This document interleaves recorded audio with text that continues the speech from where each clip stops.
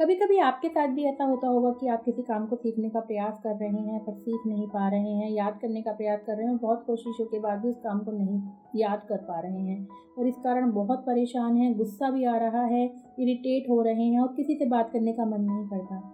तो ऐसे में आपको वो लर्निंग टेक्निक बदलनी पड़ेंगी जिसको आप लगातार चलाए हुए हैं और जिस पर वर्क करके आप उस चीज़ को सीखने का प्रयास कर रहे हैं। मनोविज्ञान में दो बहुत ही आसान सी विधियों की इस विषय में चर्चा की गई है जिन्हें कहा जाता है विराम विधि और अविराम विधि। जब भी कोई काम ऐसा हो, बहुत लंबा हो, मुश्किल हो, जटिल हो, जिसमें थिंकिंग की ज़रूरत हो, क्रिएटिव थिंकिंग की ज़रूरत हो, लॉजिकल है, हमें सोचना हो, तो ऐसे में उस काम के प्रति हम अगर विराम विधि का यूज़ करते हैं, यानी बीच बीच में छोटा छोटा रेस्ट ले लेते हैं, तो ऐसे में एक तो उस काम के कारण आई हुई थकान हम उस रेस्ट के दौरान दूर कर सकते हैं।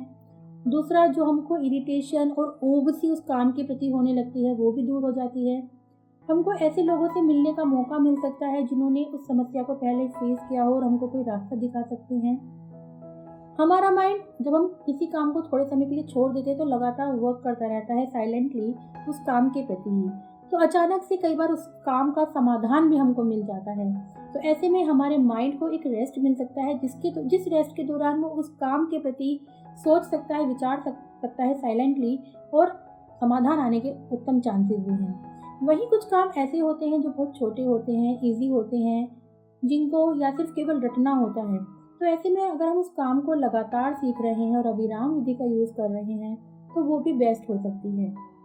डिपेंड करता है, अगर हम ब्रेक वाला मेथड यूज़ कर रहे हैं तो हम कितनी प्रैक्टिस के बाद ब्रेक लें, कितने टाइम के बाद ब्रेक लें, कितने ब्रेक बार बार लें, ये हमें डिसाइड करना उस काम के अकॉर्डिंग बहुत ज़रूरी है। ये दो आसान सी टेक्निक है, विराम विधि और अविराम विधि यानी रेस्ट मेथड, और एक मेथड वो जिसमें हम कोई भी रेस्ट नहीं लेते। इनके द्वारा हम अपने सीखने में सुधार कर सकते हैं।